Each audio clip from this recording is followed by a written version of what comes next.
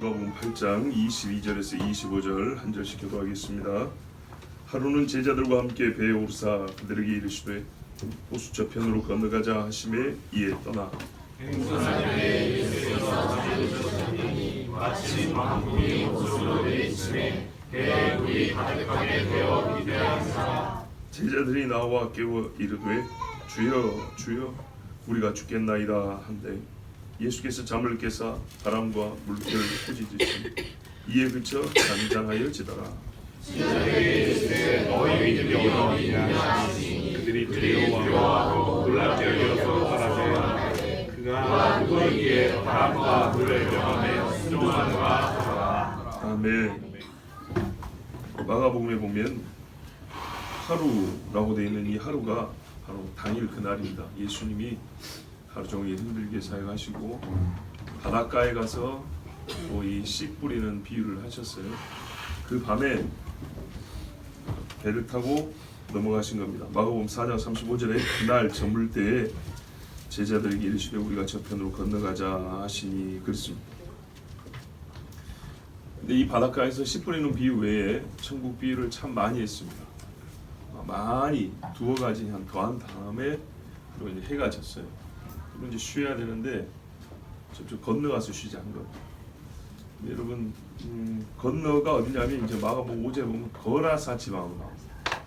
우리 본문에도 뒤에 보면은 갈릴리 맞은편 거라사인의 땅이 이르러 이렇게 돼 있죠. 26절에. 그러면 거리로 따지면은 대략 한 10km 남짓 정도 될까.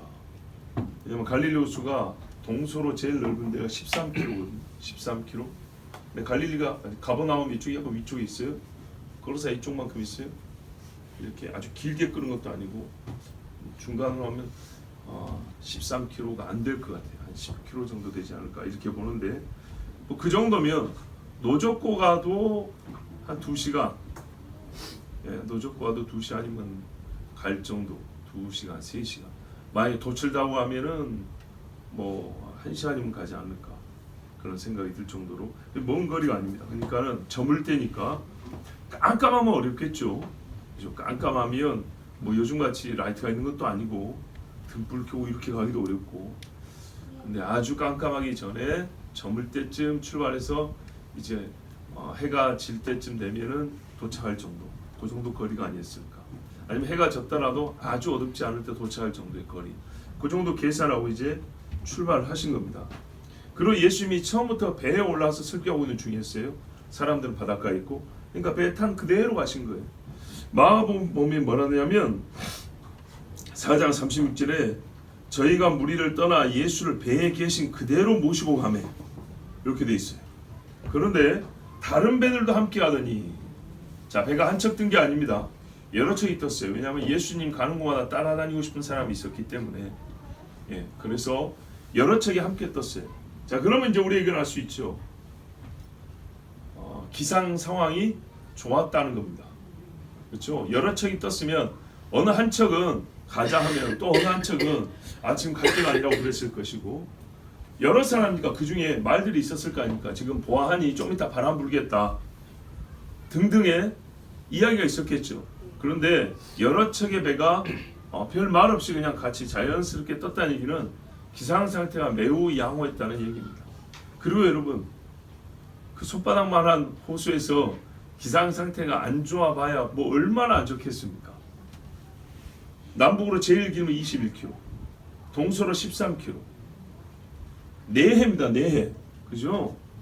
저 먼 바다도 아니고 내해면 정말 큰 뭐랄까 조류가 흐르는 해류가 흐르는 그런 데도 아니고 그러니까는요 갇혀 있는 호수의 호수군요. 물이 어디서 세게 들어와서 세게 나가는 그런 데가 아니라 이 말입니다. 그러니까 이 사람들이 보기에는 아주 그것도 저녁 때 항해에도 무방할 정도로 날이 좋았다고 말입니다.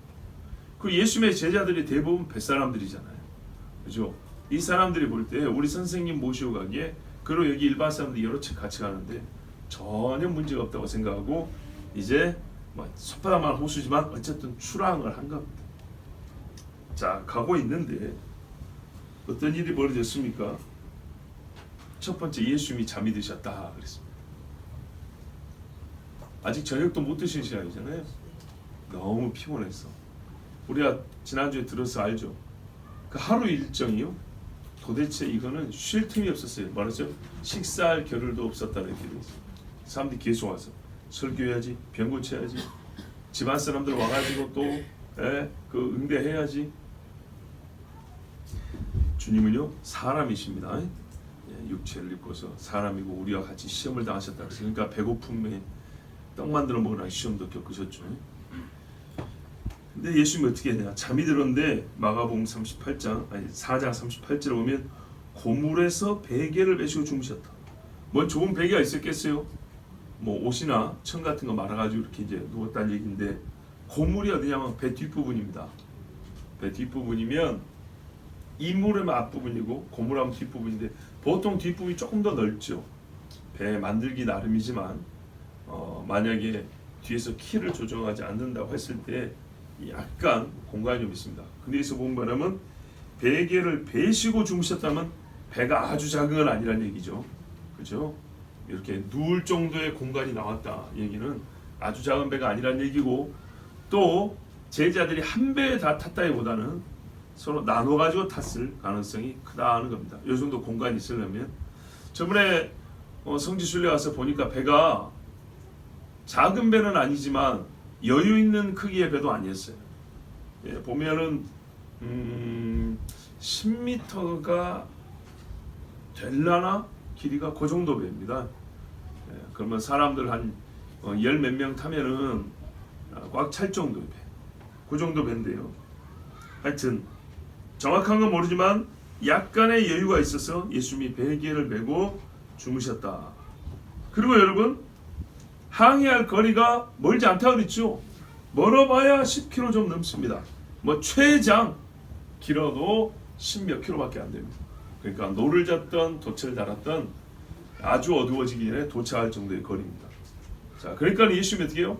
잠시 쉰 겁니다. 일할 때는 일하고 쉬어야 될 때 쪽잠을 주무신 거죠. 얼마나 단잠이었겠어요. 근데요 일이 벌어졌습니다. 23절 후반 보세요. 마침 뭐가 불었다고요? 광풍이 불었다. 광풍이란 무슨 말이죠? 미친 바람이죠. 약할까요? 셀까요? 그죠? 센 바람인데 갑자기 분 겁니다. 아주 센 바람입니다. 아주 센 바람이 갑자기 부는데 여러분 그게 있어요. 바람이 일정하게 불면은 그나마 대처가 좋은데 할 수 있는데 계속 돌면 어렵죠. 비가 많이 오는데 바람 불면 우산 써도 소용없는 이유가 뭡니까? 비가 고요히 위에서 내리면 좋은데 옆에서 치죠. 그럴 때는 우산을 2개 쓰고 다니면 됩니다. 하나 옆에 먹고 하나 위에 들고. 자, 광풍이 불었어요. 저번에 우리 가서 설명 들었는데 그 주변에 동쪽, 동북쪽으로는 골라한공원이 있어요. 1000m 이상 고지입니다. 이 서쪽으로는 평야가 있습니다. 거기서 예수님이 야트막한 둔덕에서 설교하시고 사람도 농사 짓는 곳들입니다. 어디서 바람이 부냐면 저 1000m 위에 골라한공원에서 내리꽂는 바람이라고 했습니다. 그러면 제법 파도가 친다 그랬습니다. 자, 원리가 그래요. 그런데 오늘 이 바람을 어떻게 해요? 평상시에 부는 바람보다 훨씬 큰 겁니다. 묘사도 잘 됐어요. 마침 광풍이 호수를 어떻게 해요? 내리친다 그랬죠. 이야, 이거 잘 묘사하는 거예요. 그러니까요, 저 높은 데서 내리꽂는 거예요, 바람이. 예, 물이 이렇게 쓰면 빵 쳐버리고 그러면 일어나죠, 물이. 이런 식으로 바람 일으키는 겁니다. 왜냐하면 표면을 스쳐갖고 바람을 일으키자니 너무 좁아요. 예, 호수 자체가 너무 작다고요. 큰 바다가 아니라서. 그런데 위에서 이렇게 내리꽂아 버리니까 이렇게 돌을 던지면 어떻게 해요? 물이 파장이 일어나는 것처럼 바람이 이렇게 내리꽂으니까 물들이 이렇게 일어나는 거죠. 이런 식으로 파도를 일으켰다는 얘기입니다. 대단하죠? 자, 그런데 여러분 이 말에 또 어떤 의미가 있냐면 호수에만 바람이 불었다는 뜻입니다. 호수에만. 근데 우리가 경험을 한번 생각을 해보자고요. 경험적으로 얘기해보자고요. 바람이 한 동에만 부는 경우 있습니까? 그런 경우 없죠. 한 도시만 불어도 신기할 겁니다. 그렇죠. 이 바다가 아무리 넓어봐야 중소도시급 정도 되잖아요. 중소도시는 좀 넓나요? 그래요. 대도시는 되겠네요. 10km 이상 되니까.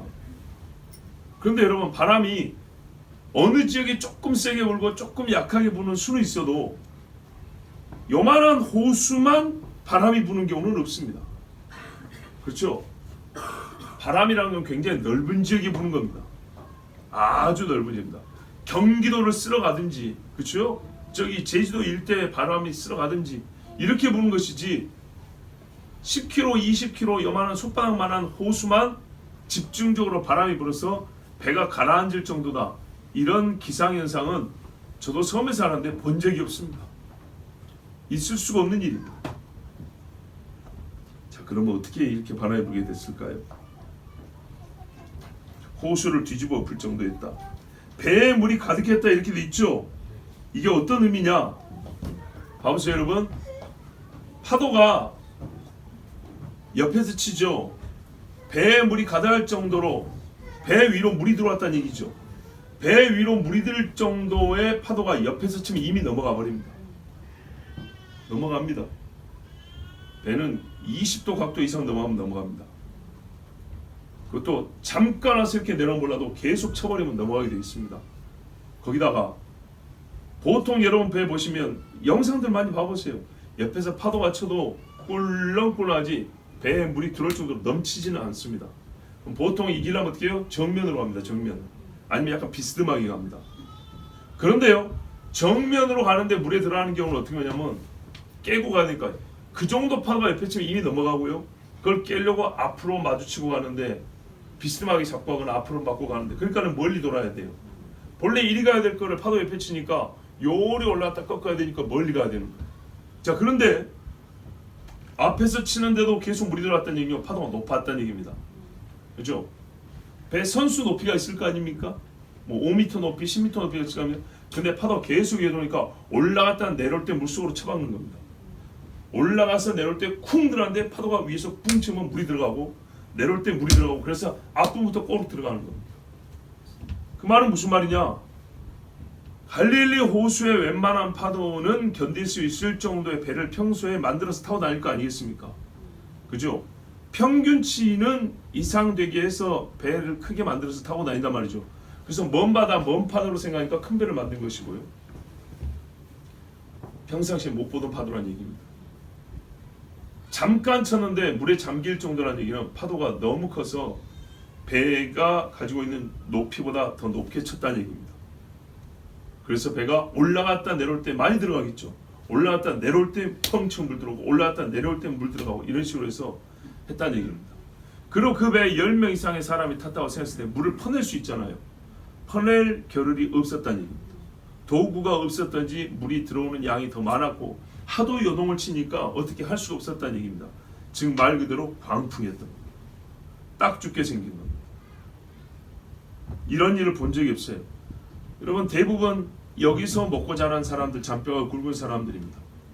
그동안에 베드로만 하더라도 30년 이상 살면서 웬만한 파도나 어려운 일은 경험해보지 않았겠습니까? 그런데 대처가 안 된 겁니다. 자, 여러분, 그러면 제가 있으면 묻습니다. 어떻게 마침 이 지역에 살던 사람들도 처음 경험해보는 이 무지막지한 파도가 일어날 바람이 유독 딱 이 시간에 이 호수를 향해서 내리꽂아 들어왔을까요? 그래서 이 배가 뒤집어지고 물에 가라앉을 정도로 어떻게 이 엄청난 파도가 일어나게 됐을까요? 순전히 자연현상이고 우연일까요? 아닙니다. 아니에요. 바람이 어디서 왔냐면 위에서 내리꽂았다 되어 있어요. 성경에 여러분, 마귀를 보고 뭐라면 공중권세 잡은 자 그랬습니다. 공중권세 잡았다는 말을 추상적으로 이해하지 않기를 바랍니다. 무슨 추상적이냐? 공중에 떠다니는 놈들이니까 공중권세 잡았다 그러지. 공중 어딘가에 근거지가 있나 보지. 공중에서 계략을 꾸며서 땅에서 일을 행하는 놈들이라서 그런가? 아니면 공중은 높잖아요. 이른바 상층부에 있는 사람, 권세 있는 자들을 조종한다는 의미에서 공중권세 잡은 자라 그런가? 뭐 틀린 말은 아니지만요, 오늘 조금 수정을 해야겠어요. 하나 더 한다고 할까요? 무슨 말이냐? 공중에서 일합니다. 진짜 공중에서 일한다고요. 가브리엘이 다니엘에게 하나님이 주신 메시지를 갖고 내려오는데 공중에서 막았다 돼 있습니다. 못 가고 딱 막았다 그랬어요, 마귀가. 그래서 21일 걸렸대요. 네 기도가 상달될 때부터 내가 출발했는데 바사국 군주가 이 페르시아라는 지역을 담당하고 있는 악한 영들이 자기들 나름대로 할당해갖고 일을 하는데, 이 지역을 담당하는 강력한 악한 영이 내가 못 가게 막았다. 그래서 내가 못 내려서 천사도 어떻게 해요? 못 이긴다. 그랬는데 너희 군주 미가엘이 말했어요. 이스라엘과의 하나님이 세운 천군의 대장 미가엘이 와서 도와줬다 했어요. 비켜! 그래서 길을 내줘서 왔다. 그래서 얼마 그래도 21일 걸렸다. 그래서 우리는 그 기간을 기억하여, 그 내용은 조금 기억 못하고 기간만 기해서 21일 다니엘 특별 기도 이렇게 하는데, 그래서 21일 걸린 거예요. 21일 걸릴 문제가 아니었는데. 공중에서 일합니다. 공중에 속한 것을 제어하고요, 공중에서 힘을 부립니다. 여러분, 광풍, 바람은 공중에서 불죠. 바람 길과 바람의 강도와 바람이 어디서 어떻게 불 것인가, 모든 것은 하나님이 주관하시지만 하나님의 허락, 허용 안에서 마귀는 힘을 행사합니다. 성경에 아주 대단한 예가 하나 있는데, 그게 뭐냐면 욥기입니다. 욥기에 1장 18절에 이하에 뭐라고 했어요? 욥이 계속 지금 고통을 당하고 있죠. 고통 정도 아니죠. 이거는 뭐 그냥 죽지 못해 살 정도죠. 근데 어떤 마지막 결정적 소식이 전해집니까? 그가 아직 말하는 동안에 또 한 사람이 와서 이르되, 주인의 자녀들이 그들의 마다들의 집에서 음식을 먹으며 포도주를 마시는데 거친 들에서 큰 바람이 왔어요. 큰 바람, 얼마나 큰 바람? 요즘 뭐 미국의 토네이도 같은 이런 바람이죠. 집 내 모퉁이를 치매, 하필 이 집에 모퉁이만 때리고 가는 거예요. 그 청년들 위에 무너짐으로 그들이 죽었나이다. 나만 홀로 피하였으므로 주인께 아래로 왔나이다 한지라. 아니 갑자기 집에서 잔치하니까 얼마나 좋은 날을 골랐겠어요. 누가 폭풍우 불고 바람 부는 날 잔치하겠습니까? 날 좋은 날 하고 있는데 갑자기 들에서 엄청난 바람이 발생하여 이 집으로 와서 치고 가더니 집이 확 무너졌다는 얘기입니다. 근데 지금 욥이 있는 데는 어떻게 해요? 평온해요. 바람 없어요. 뭐 수십 킬로 떨어진 데 사는 것도 아닌데, 그죠? 그날 지금 소식이 계속 들어오잖아요. 지근거린데 말이죠. 갑자기 저기만. 자, 여러분, 이 바람이 어떻게 뭔지 아시죠? 마귀가 와서 하나님께 말했어요. 욥이 이유 없이 하나님을 경외하겠습니까? 그래, 그러면은 그의 생명은 손대지 말고 네 하고 싶은 대로 해 봐라. 그래서 한 일입니다. 마귀가 어떻게 해요? 바람을 불게 하여 욥의 자녀들을 다 죽게 만들었습니다. 그렇죠. 저의 설교는 잔잔한 바람이죠. 잘 주무시는데 자, 보십시오. 제가 그냥 돌기바람처럼 설교할까요? 자, 하나님의 허락을 받은 마귀가 이렇게 바람을 일으켜서 욥의 자녀들을 한 방에 다 죽여버렸습니다. 공중권세 잡은 자는 공중에서 일합니다. 바람을 일으킵니다. 자, 예수님이 지금 어디 가고 있습니까? 거라사 지방으로 가죠. 거라사 지방에 갔더니 이름하여 잡귀가 예수님을 알아봐죠. 그 이야기 다 알고 있지 않습니까? 그럼요. 그보다 좀 상급 영들은요, 상급 이 마귀 새끼들은요, 예수님의 하실 일을 알까요, 모를까요? 대략 알겠죠. 왜 그동안에 안 가던 거라사 지방을 가는데요? 거라사는 이미 그들이 장악하고 있는 지역인데, 자기들이 장악한 지역으로 예수님이 지금 가시는 거예요. 한 번도 하나님의 종들이 거기서 무슨 뭐 사역을 하고 이런 일이 없었어요. 거기 가니까 한 사람에만 해도 어떻게 해요? 수십, 수백, 수천의 귀신이 들어있는 어마어마한 영적으로 어두운 곳이란 말이죠. 근데 거기로 예수님이 가니 마귀가 그거를 두고 보겠습니까? 예수님의 사역 범위는 넓어지고 자기들의 활동 범위는 좁아지는데 그걸 가만두겠어요? 예수님 어떻게 하고 싶은데 육체지만 하나님의 아들이에요. 정신이 깨어있을 때는 어떻게 해볼 수가 없어요. 네, 마침 날은 어둡고 조건 어떻게 해요? 바다에 거기다가 잠이 들어있다. 너무 좋죠. 찬스가 너무 좋은 거예요. 이때를 노린 거예요. 이때 육을 입은 예수님 죽인다고요. 여러분 예수님이 죽을 수 있습니까? 안 죽습니까? 십자가에 못 박으니까 죽었잖아요. 예, 마귀는 그때 당시 성공했다 했을 겁니다. 자, 항상 시도했어요. 절벽에서 밀어버리려고 했어요. 돌을 때리려고 그랬어요. 하나님 막으셨죠. 이때도요. 마귀는 또 시도를 합니다. 너무 좋은 기회였어요. 그리고 마귀 입장에서는 여기서 막아야 됐어요. 이 바다 건너면 안 되는 거죠. 그래서 이 밤에 갑자기 하늘에서 바람을 일으켜서 내리꽂아 순식간에 파도를 일으켜서 대체할 겨를도 없이 침몰시키려고 했어요. 제자들이 너무 무서웠어요. 그래서 예수님을 깨웠습니다. 24절 보세요. 주여 주여 우리가 죽겠나이다. 진짜 말 그대로 죽을 정도로 위험했어요. 어지간한 파도들 경험해봤는데 딱 죽겠다 이대로 가면 죽겠다 하는 파도까지 아직 못 겪어봤지만 그 직전까지는 경험해본 적 있어요. 무섭습니다. 정말로 무섭습니다. 근데 이 제자들의 목소리가요 원망 섞인 목소리예요. 그죠? 아니 매일 다른 사람은 먼저 가서 찾아가서 구해주고 고쳐주고 하더니 제자들이 죽을 상황인데 이때 예수님이 먼저 깨어나서 어떻게 좀 해주시지 않고 같이 죽자 하는 건지 잠만 자고 계신단 말이에요. 또 이런 일은 또 처음이에요. 그러니까 제자들이 원망 섞인 목소리로 주님을 깨운 거예요. 자, 마가복음에 보면 역시 그 뉘앙스가 잘 나와 있어요. 제자들이 깨우며 가로되 선생님이여 우리의 죽게 된 것을 돌아보지 아니하시나이까. 한두 마디로 깨웠겠어요? 주여 주여 우리가 죽겠나이다 하고 일어날 때까지 가만히 있었겠어요? 아니죠. 한 사람만 말했겠습니까? 이 사람 저 사람 말했겠죠.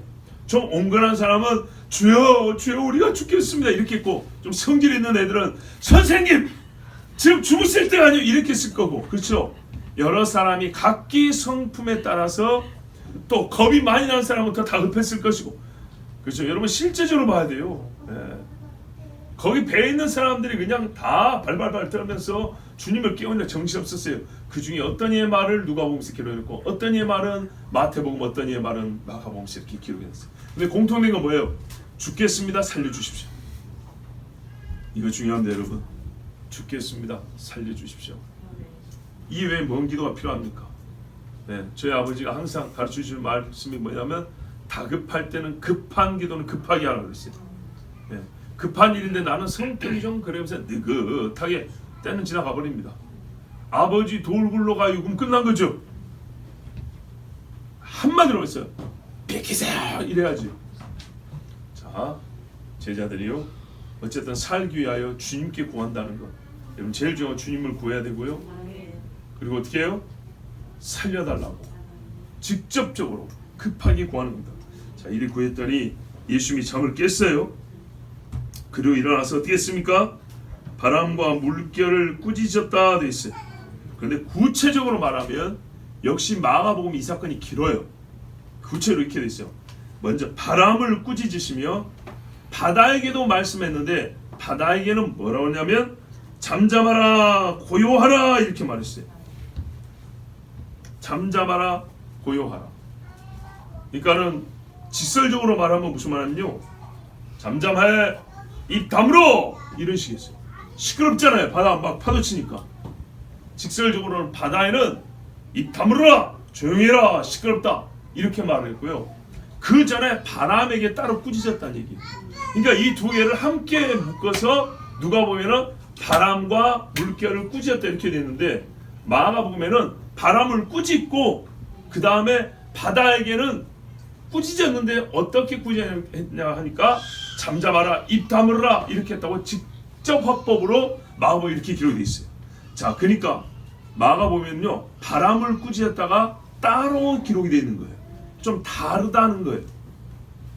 바다 물결을 잠잠하게 하는 것은 명령인데, 잠잠하라 그건 명령한 건데 바람에게는 야단을 쳤다는 얘기가 돼 있어요. 그럼 여러분, 바람이 인격입니까? 아니죠. 뭐 의지가 있어서 이 바람이 스스로 예수님 죽이려고 했나요? 그거 아니죠.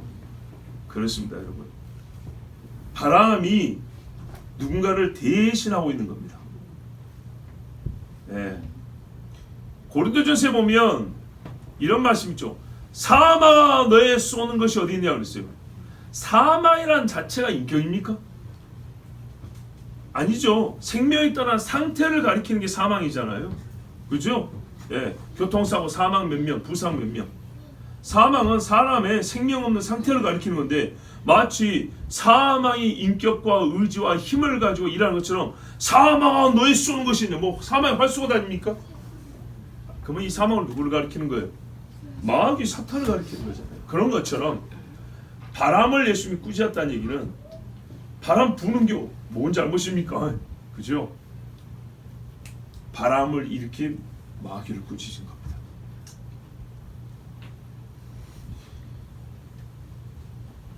바다를 향하여 그리고 잠잠하고 입 다물어라 시끄럽다 이렇게 예수님이 말씀하셨습니다. 그래서 어떻게 해요? 조용해졌다, 잔잔하여졌다 그랬어요. 자, 갑자기 광풍이 몰려왔죠. 그리고 주님의 말씀으로 일시의 고요함이 있습니다. 바람이 잦아드는 소리가 들릴 정도입니다. 바람이 잦아드는 소리, 바람이 점점 세지는 소리도 있지만 잠잠해지는 소리가 들릴 정도로 일시에 이 모든 것들이, 왜? 파도 소리도 같이 죽고 바람 소리도 같이 죽고 싹 사그라든 겁니다. 놀랍지 않습니까?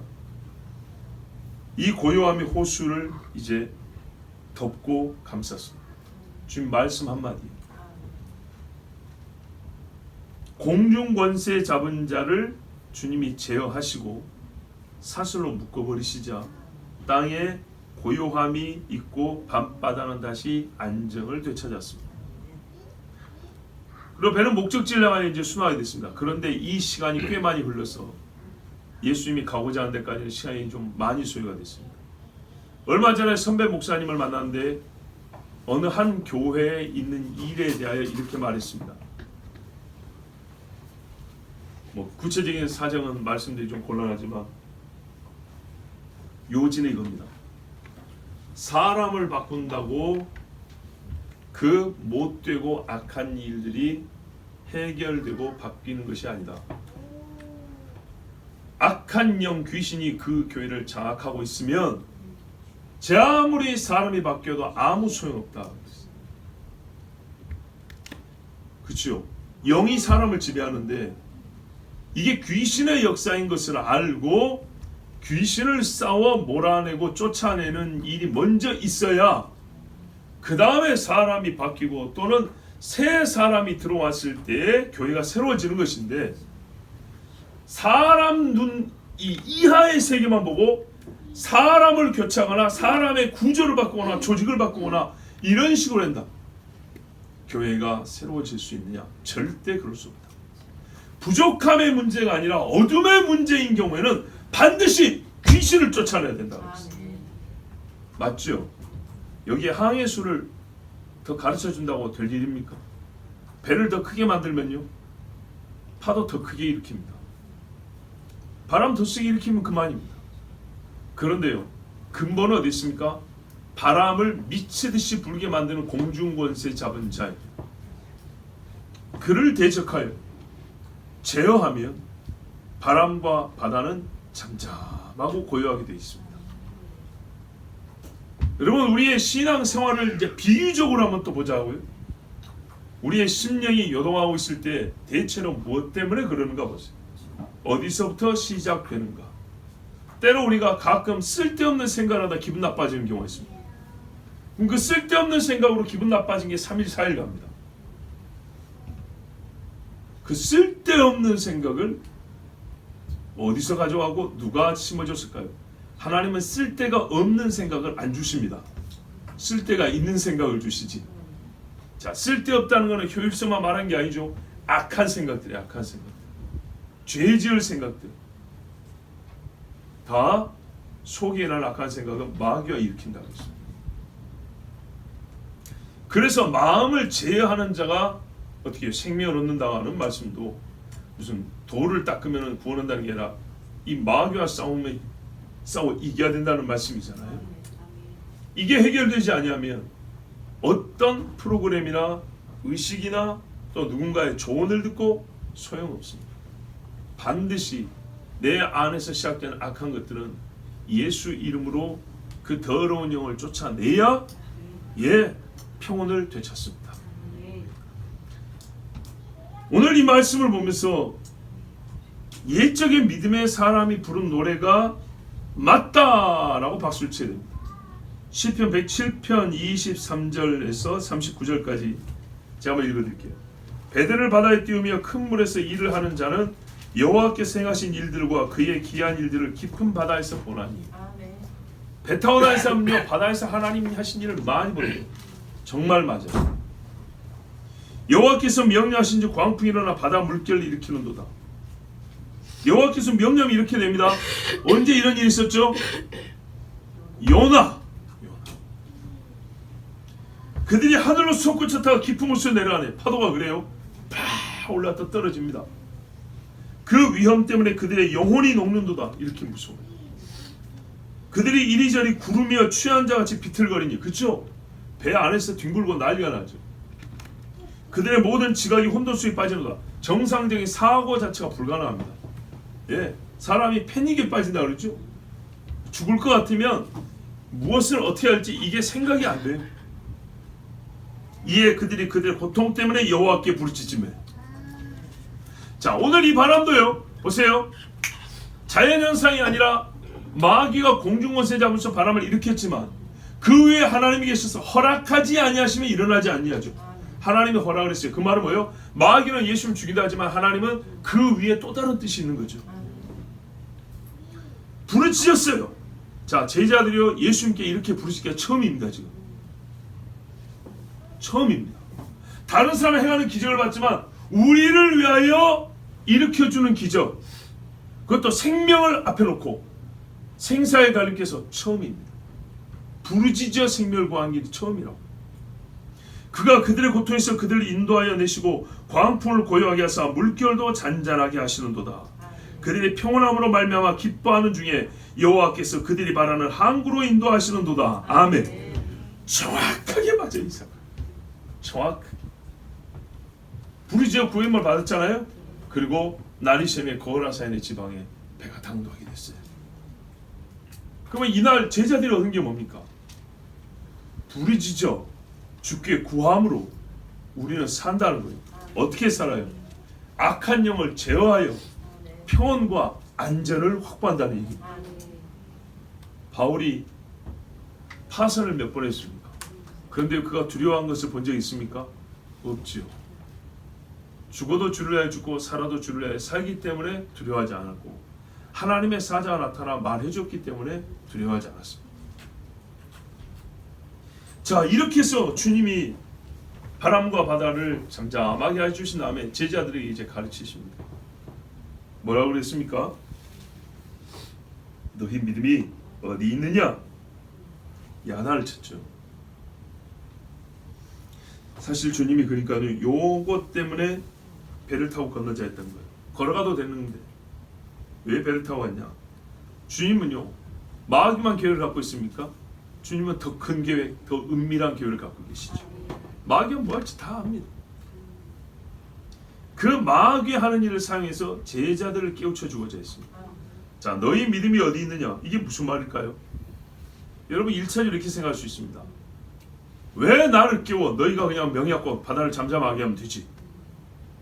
그런 말씀으로 생각하면 곤란합니다. 저를 포함해서 여러분 다 함께 배를 타거나 이런 일을 겪으면 내가 예수 그리스도의 명하니 바다야 잠잠할지어다. 아무도 없어요. 아무도 그럴 사람 없어요. 나도 못해요. 미안하지만 난 믿지도 않아요. 내가 그렇게 한다고 바다가 잠잠해질 걸 믿지도 않아요. 이렇게 미친 파도가 불면은 해볼 만해요. 그런데요, 보통은 징조가 있어요. 그렇죠? 예. 그렇기 때문에 그 속에 일부러 들어간 다음에 나 믿음 한번 테스트 한번 해봐야지. 내가 예수 이거는 하나님하고 지금 뭐 장난하자는 것도 아니고 그런 기도는 하나님 안 들어줍니다. 근데 정말 이런 상황이라면 해볼 만해요. 우리 갑자기 병이 든다거나 그럴 때 주의 이름을 명한 것처럼 이런 상황이라면 해볼 만한데 그거는 좀 다른 이야기예요. 이 믿음 이야기는 왜 공중권세 잡은 자가 이렇게 난 걸 몰랐냐? 왜 졌냐? 그런 말은 아닙니다. 여러분 제자들이 믿음이 없었냐면 없는 게 아닙니다. 어떤 믿음이 있었죠? 이 상황에서도 주님 깨우면 산다. 그렇지 않습니까? 그냥 똑같은 사람을 생각하시면 뱃사람도 아닌 분을 깨워서 뭐 할 거예요? 자기들이 해결해야지 뱃사람들. 그런데 주님을 깨웠단 말이죠. 이거는 뱃사람의 기술과 능력으로 될 문제가 아니다. 주님 깨우면 산다. 믿음이 있었잖아요. 믿음이 있어 깨웠고 주님이 일했는데 문둥병자도 제 힘으로 못 났으니까 주님이 고쳐주십시오 하고 살았는데 믿음 아닙니까? 근데 왜 믿음이 없냐 하면은 마태복음 8장 26절을 보면 이 사건에 대하여 주님이 믿음이 없음의 내용을 가져요. 예수께서 이르시되 어찌하여 무서워하느냐 믿음이 작은 자들아 하시고 지나치게 무서워했다는 거예요. 여러분 데살로니가에 그랬던가요? 믿음의 사람들은 형제자매가 죽었을 때 뭐라고 했어요? 지나치게 슬퍼하지 말라. 슬퍼하는 건 당연한데 예? 이삭도 야곱도 아버지들 돌아가셔서 다 울었어요. 그런데요 지나치게 슬퍼하지 말라는 게 뭐예요? 그러면 사람들이 너희가 부활을 믿는다는 것을 의심하리라. 부활이 있다고 믿는 사람은 슬퍼하되 거의 진짜 부활 없는 것처럼 다 끝난 것처럼 그렇게 울면 안 된다는 얘기. 아시겠죠? 겁이 납니다. 파도가 치는데 겁이 안 날 사람 어디 있어요? 겁이 나는데 지나치게 무서워요. 벌벌 떨 것이 아니라 무서운 파도가 오지만 마음에 어느 정도 이렇게 안정감을 가지고 주님하고 껴야 되는데 주님을 원망하듯이 깨웠다 이 말입니다. 주님을 나무라듯이 깨울 정도로 완전히 두려움에 사로잡혔어요. 예수님이 계시다는 것이 큰 게 아니고 파도가 더 크게 이 친구들의 마음을 장악했다 이 말입니다. 여기에 대하여 예수님이 꾸짖은 겁니다. 너희는 저 공중에 뭐가 있는지 모르네. 아직 그거를 깨달을 정도의 수준이 아닙니다. 그러나 적어도 예수님이 하신 일들을 보았으면 파도가 갑자기 부는데 이것을 해결할 분은 우리 주님이시다 하고 너무 두려워하지 말고 깨웠어야 되는데 심히 두려워하여 정말 바들바들 떨면서 어쩔 줄을 몰라 하는 가운데 예수님을 깨웠다는 겁니다. 그러니까 이 정도의 믿음은 아니었다 이 말이죠. 주님이 기대하는 믿음은. 자, 그러니까요 믿음이 커서 사탄아 물러가라, 바다에 잠잠하라, 여기까지 이르면 좋겠지만 제자들의 현재는 그 정도까지는 아닙니다. 그렇더라도 지금까지 주님이 하신 일들을 봤기 때문에 너무 두려워하지고 예수님을 원망하는 마음이, 지금 예수님께 원망하는 마음이 생겼잖아요. 그럴 것까지는 아니었으나 예수님이 기대하신 바에 미치지 못하였으므로 믿음이 작은 자들아, 없다는 말은 아니었어요. 작은 자들아, 이렇게 정말 사랑하는 마음으로 꾸짖었던 겁니다. 자, 여기까지 듣고 제자들이 일한 일입니다. 25절 후반부에 저희가 두려워하고 기이 여겼다. 그리고 서로 말하되 저가 누이기에 바람과 물을 명함에 순종하는고. 자, 제자들이 이제요 두려움의 대상이 바뀌었습니다.